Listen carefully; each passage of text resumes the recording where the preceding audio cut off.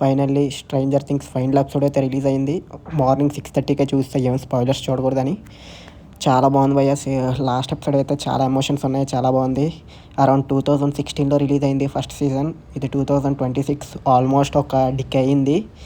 ఎన్ని సిరీస్ వచ్చినా money heist ఇవన్నీ చాలా చూసా, కానీ అలాంటివన్నీ లాస్ట్ ఎపిసోడ్ వచ్చినప్పుడు అంత ఎమోషన్ లేదు. కానీ ఈ సిరీస్ చూస్తున్నప్పుడు అయితే లాస్ట్ ఎపిసోడ్ చూసినప్పుడు ఏడిపించాడు. లాస్ట్ ఎపిసోడ్ అయితే చాలా బాగుంది. ఒక ఫైనల్ ఎపిసోడ్ అయితే ఇప్పుడు రిలీజ్ అయిన ఎపిసోడ్ అయితే అరౌండ్ 2 hours 20 minutes ఉంటుంది. ఇందులోనే ఒక 2 parts లాగా ఉంటుంది. ఫస్ట్ ఒక 1 hour అంతా ఫైనల్ ఇదిలాగా ఉంటుంది, బెటర్ లాగా ఉంటుంది. దాని తర్వాత ఏమైంది వార్ తర్వాత అనే సీన్స్ అయితే ఉంటాయి. మేజర్ థింగ్ అయితే చాలా బాగా నచ్చింది. చాలా మంచి ఎండింగ్ ఇచ్చారు. లాస్ట్ టైం వాల్యూమ్ 2 రిలీజ్ అయినప్పుడు ఏదో తేడాగా ఉన్నట్టు అనిపించింది, కానీ ఎండింగ్ ఎపిసోడ్ అయితే చాలా బాగుంది. చాలా బాగా నచ్చింది.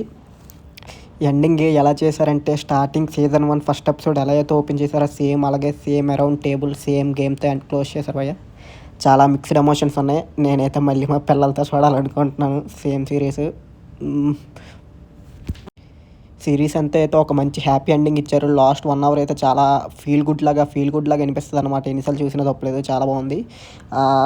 అరౌండ్ 5 seasons చాలా బాగా తీశారు. చాలా ఎమోషన్స్ ఉన్నాయి. 2016లో స్టార్ట్ అయింది. కోవిడ్ టైంలో చాలాసార్లు చూశాను ఈ సిరీస్.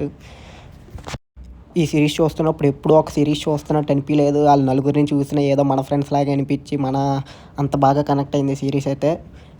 ఇంకా మేజర్ ఇవైతే చాలా పాజిటివ్ విషయాలు భయ్య. చాలా బాగుంటుంది. యూఎస్లో అయితే థియేటర్లో రిలీజ్ చేశారు. ఇక్కడైతే రిలీజ్ చేయలేదు, కానీ ఇండియాలో రిలీజ్ చేయలేదు. కానీ ఇంకంతే భయ్య. సీజన్ 5 అయితే అయిపోయింది. ఇలాంటి సిరీస్ మళ్ళీ ఇంకెప్పుడు వస్తుందో తెలియదు. ఇంత బాగా కనెక్ట్ అయ్యే సిరీస్ ఎప్పుడు వస్తాయో తెలియదు మళ్ళీని.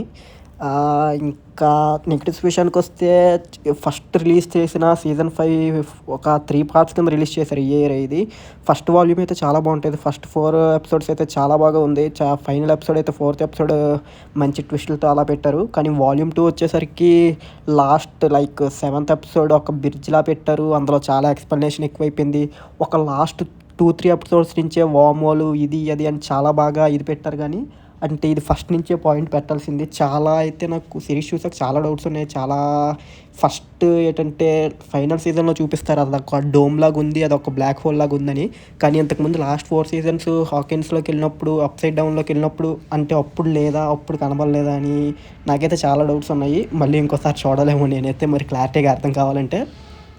ఇంకా ఓన్లీ ఫైనల్ సీజన్లో అయితే చాలా పాయింట్లు, చాలా న్యూ ఇవి అయితే మెన్షన్ చేశారు. చాలా స్టోరీ వరకు అయితే ఫైనల్ సీజన్లో ఫస్ట్ 4 seasons చూస్తే అప్సైడ్ డౌన్ వేక్నా ఇదే ఉంటుంది. మేజర్ అయితే ఇదే ఉంటుంది.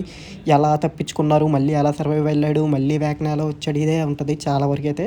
కానీ ఫైనల్ సీజన్లో అయితే చాలా ఎక్స్ప్లోర్ చేశారు, చాలా రివీల్ చేశారు. చాలా బాగా ఇది ఉంది. చాలా పెద్ద పెద్ద థియరీస్ ఉంటాయి ఈ ఫైనల్ సీజన్లో అయితే. వామ్ హోల్ అని, అప్సైడ్ డౌన్ అని, బ్లాక్ హోల్ అని, అబిస్ అని ఇవన్నీ ఉంటాయి.